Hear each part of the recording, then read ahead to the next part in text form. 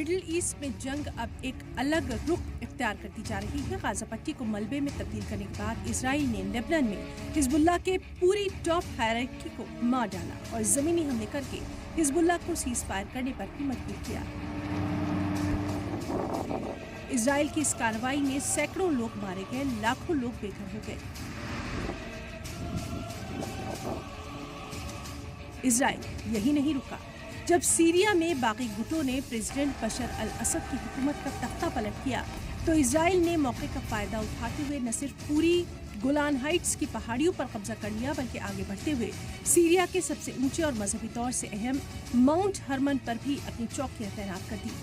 Israel ने ये सारी कार्रवाइयां उस वाक़े के जवाब में की जहां 7 अक्टूबर 2023 को हमास के जरिए इसराइल पर हमला किया गया था। यहूदी मुल्क ने हमला करने में देरी नहीं की।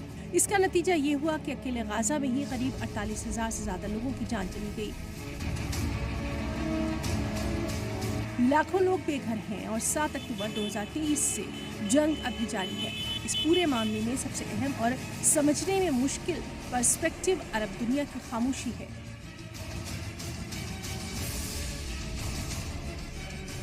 यहूदी अरब दुश्मनी दुनिया को अच्छी तरह से पता है क्योंकि दोनों समाज 15 सदियों से लगातार लड़ रहे हैं। इसराइल अपने बनने के बाद से ही अरब दुनिया के साथ जंग में रहा है और माजी में एक दर्जन से ज्यादा बड़ी जंग लड़ रहा है। वो जमीन जो इस्लाम, ईसाई और यहूदी तीनों के लिए बहुत ही पाक मानी जाती है, अब खून से लहूलुहान है। मौजूदा जंग का रवैया लगातार हैरान कर रहा है।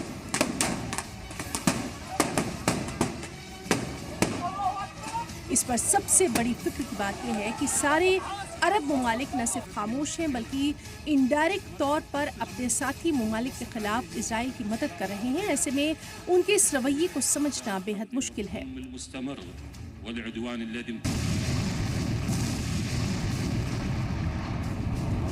इस बार गाजा में 48,000 से ज्यादा शहरियों की मौत हुई है। लेबनान में भी सैकड़ों लोग मारे गए, लेकिन अरब ममालिक ने इसके लिए कोई जिम्मेदारी तय नहीं की। ऐसा लगा कि गाजा और लेबनान में बड़े पैमाने पर तबाही से कोई भी अरब मुल्क परेशान नहीं था। बड़ी अजीब सी बात है कि कोई भी अरब मुल्क अपने साथी फिलिस्तीनियों और लेबनानी भाइयों की मदद के लिए आगे तक नहीं आया। फिलिस्तीन का मुद्दा जो कि कुछ दहाई कबल तक अरबों और अरब प्रवासियों को मुत्तहिद करने की एक अहम वजह था, अब उनके लिए कहीं बहुत पीछे छूट गया है।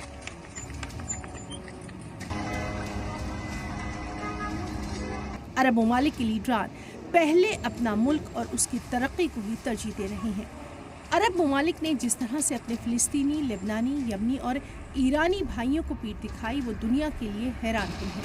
वैसे तो ये अपेक्षित था और इसकी अपनी वजह भी है, लेकिन ये एक नई सामान्य बात है। जहां अरब जगत में अनोखी फॉल्ट लाइन को दिखाता है, वहीं ये भी दर्शाता है कि अरब देश अब धर्म से ज्यादा अपने देश और उसके हितों को तरजीह दे रहे हैं।